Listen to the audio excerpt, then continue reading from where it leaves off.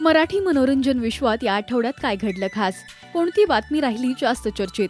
कोणतं गॉसिप रंगलं? याविषयी जाणून घेऊयात आजच्या टॉप 10 एंटरटेनमेंटमध्ये.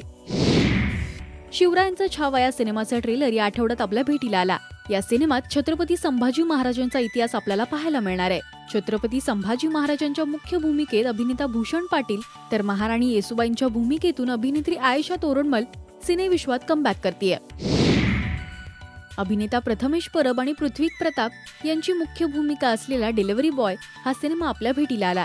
या सिनेमाच्या ग्रँड प्रीमियरला प्रथमेशची होणारी बायको क्षितिजाने आजारी असून सुद्धा आवर्जून हजेरी लावत त्याला सरप्राईज दिलं. तर लेकाचा पहिला सिनेमा पाहून पृथ्वीच्या आईला मात्र अश्रू अनावर झाले. शिवरायांचा छावा या सिनेमाच्या निमित्ताने चित्रपटाच्या संपूर्ण टीमने रायगडाची सफर केली.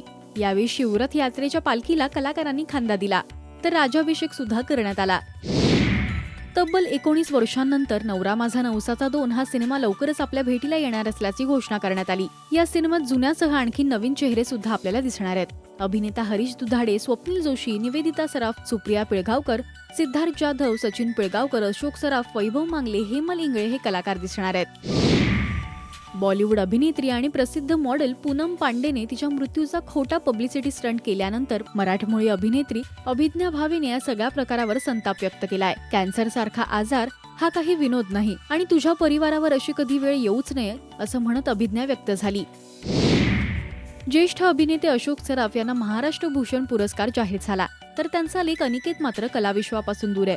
तरीही बाबांना हा पुरस्कार जाहीर झाल्यानंतर मला तुमचा अभिमान वाटतो असं म्हणत बाबांना पोस्ट करत त्यांनी शुभेच्छा दिल्या आहेत. गायिका मुग्धा वैशंपायनने नुकतंच मास्टर्स इन क्लासिकल व्होकल मध्ये पदवी प्राप्त केली आणि मुंबई विद्यापीठाचं गोल्ड मेडल सुद्धा तिला मिळालं. ही बातमी कळताच प्रथमेशने आम्हाला तुझा फार अभिमान वाटतो बायको असं म्हणत पोस्ट शेअर केली.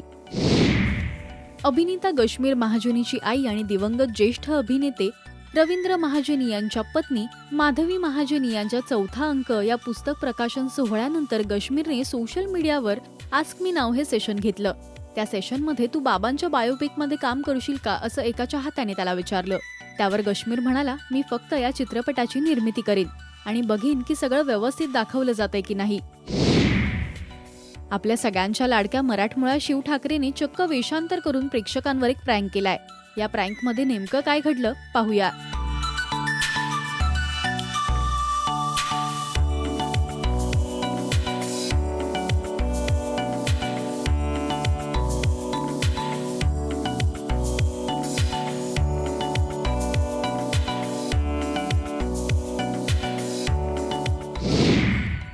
अभिनेता अंकुश चौधरी आणि अभिनेत्री दीपा परब यांनी अनेक वर्षांनंतर त्यांच्या कॉलेजला भेट दिली. परळच्या महर्षी दयानंद कॉलेजमधून त्यांची लव्ह स्टोरी सुरू झाली आणि आज आयुष्यात एकत्र राहून यश प्राप्त केल्यानंतर त्यांनी पुन्हा एकदा त्यांच्या कॉलेजच्या जुन्या आठवणींना उजाळा दिलाय.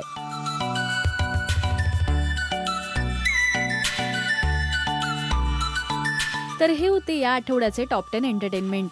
मराठी सिनेविश्वातील बातम्या, अपडेट्स आणि गॉसिपसाठी तुम्ही सबस्क्राईब करा राजश्री मराठी.